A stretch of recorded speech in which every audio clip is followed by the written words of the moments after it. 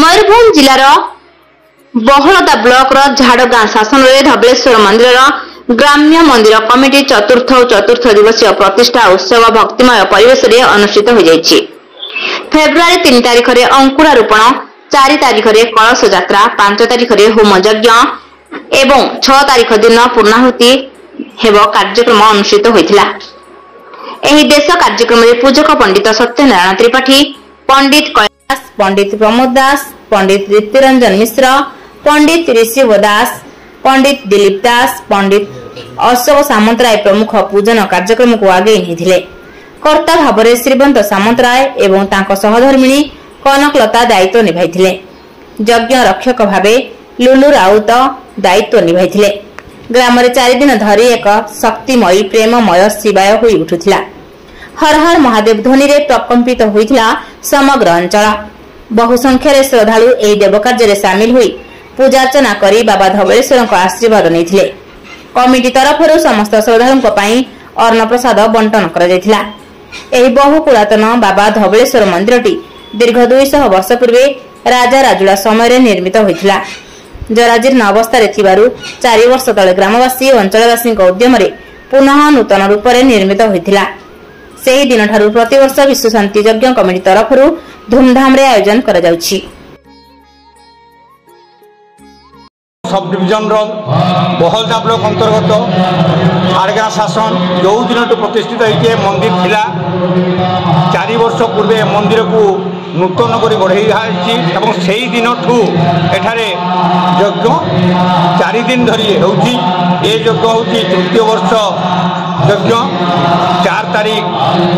4 February मासरू आरंभ हो 4 तारीख अभ्यास है, 5 तारीख होमयज्ञ, 6 तारीख पूर्णाहुति एवं आज पूर्णाहुति ये कार्यक्रम सुचारू रूपे परिचालित हो दिन व्यापी धबलेश्वर मंदिर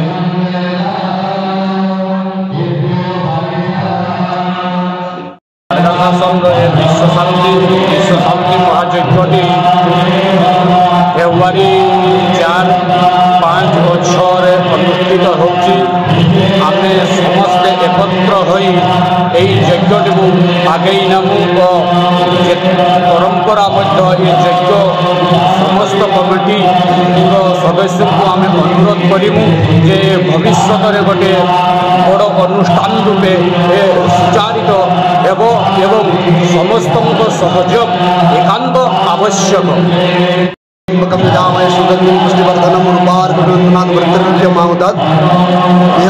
झाड़गां शासन पवित्र यज्ञानुष्ठान आमर 3 दिन उत्सव रही। प्रथम दिन अंकुरारोपण अधिवास है, तापर दिन 108 कलश आसला और अग्नि संस्कार होती रुद्रयज्ञ और आगक होती प्रभु जगन्नाथ पाखे कम श्रीचौडंगी आम झाड़गां बापा घर झाड़गां यज्ञ हो 3 दिन धरिकी बहुत बढ़िया यज्ञ होतार सब बटू लोक आसुँच मनस्कामना भी पूर्ण हो आसिक देखिकी जाऊँ ठाकुर को दर्शन करके नमस्कार करके जाऊँ। संताय कारणत्रहितवे निवेदयामि चत्वानं पंगति परमेश्वरः। ओम नमः शिवाय, जय जय महादेवाय, धबलेश्वराय नमः। मुझे विजय कुमार मिश्र ये झाड़गां शासन जड़े पिला। आम ये झाड़गां शासन रे शासन जब अनुष्ठित होती धबलेश्वर एठारे विद्यमान धबलेश्वर पीठ विद्यमान 4 वर्ष पूर्वे ये धबलेश्वर मंदिर पुनरुद्धार होता। आमर गाँव समस्ते ग्रामवासी मैंने घट धरी आसते सूर्य पूजा, गो पूजा, शाला प्रवेश, अग्नि संस्कार सहित रुद्रयज्ञ चालू होती।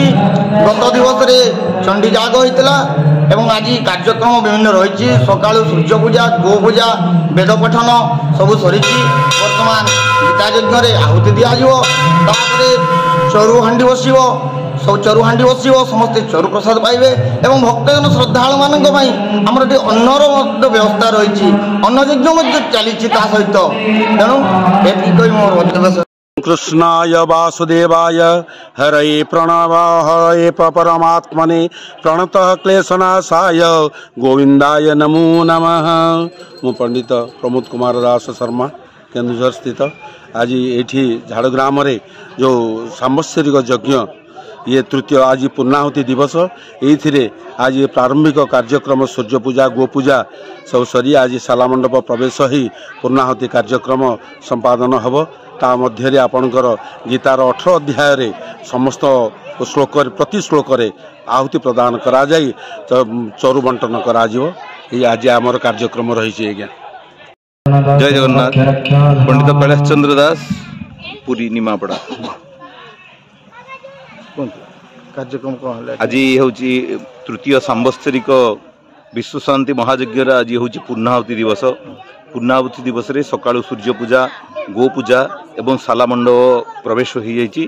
वर्तमान शाला पूजन करा जिवो एवं विष्णुंकर 16 उपचार पूजा करा जिवो। तापरि श्रीमद् भगवत गीता रे 18 अध्याय रे आहुति प्रदान करा जिवो एवं 5टा-6टा समय रे पूर्णाहुति कार्यक्रम हेबो एवं मानसिक चरु नबा पई लोक अछंती से मानकु चरु बंटन करा जिवो। रायरंगपुररू अक्षय विशालଙ୍କ रिपोर्ट बीई न्यूज ओडिशा।